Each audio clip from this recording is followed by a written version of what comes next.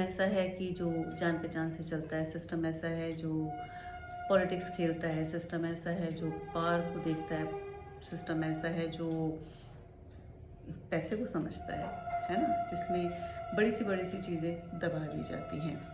But still मैं अपने उसी पॉइंट पे आ रही हूँ कि भगवान कहाँ है, कहाँ नहीं है। इतना सब कुछ होने के बावजूद भी मैं ये वीडियोस बना पा रही हूँ।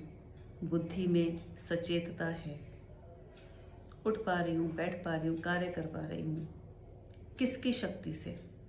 उस परमात्मा की शक्ति से। लोग कर्म का हिसाब किताब भी कहते हैं, लोग बड़ी ही तरह की बातें करते हैं, हालांकि उन लोगों की बातों का मुझ पे कोई खास असर नहीं पड़ता है, क्योंकि हो सकता है वो लोगों की बातों को सुनना ही मैंने अब शुरू किया, अन्यथा तो समय ही नहीं था अपने कार्य से। तो ये उन सभी के लिए वीडियोस हैं जो कभी ना कभी जीवन में हताश हो जाते हैं या अत्यधिक ये सुनते हैं कि भाई तुम्हारा दिमाग नहीं काम करता, इतने झटके इतने धोखे खाने के बाद भी क्या तुम्हारी बुद्धि नहीं खुलती। तो जिन लोगों का माइंड एनालिटिकल नहीं होता वो इस तरह के धक्के बार बार झेलते हैं, और इस तरह के लोग अधिकतर आध्यात्मिक ही होते हैं। अगर आध्यात्मिक शब्द किसी को बड़ा भारी लगता है तो ये कह सकते हैं कि इस तरह के लोग बड़े सीधे होते हैं, क्योंकि उनको ये होता है कि हमारा कर्म किसी के साथ खराब नहीं है, या हम क्यों किसी को कष्ट दें, या हो सकता है शांतिपूर्ण तरीके से कुछ हो जाए।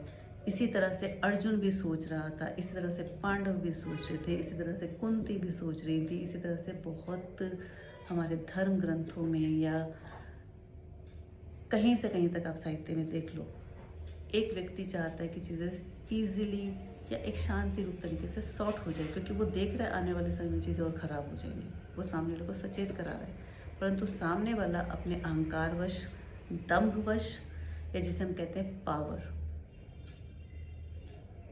उस शक्ति का दुरुपयोग करते हुए वो डंके की चोट पे खड़ा रहता है, और वो बैक टू बैक चीज़ों को स्पॉइल करता चला जाता है, क्योंकि वो परमात्मा जैसे शब्द से अवगत तो है। हो सकता है वो मंदिर या स्पिरिचुअल प्लेसेस पे भी जाते हों, पंथ विशेष पे मैं नहीं जा रही हूँ, कोई किसी भी पंथ का हो सकता है, परंतु वो एक्सेप्ट नहीं कर पाता कि मेरे अहंकार से ऊपर वो बैठा है, वो सर्वोच्च सत्ता बैठी है, इसलिए वो बैक टू बैक कुकर्म करता चला जाता है। तो यहाँ पर स्वयं भगवान श्री कृष्ण ने कहा है कि कर्म की स्वतंत्रता हर किसी को है। भोजन, आवरण,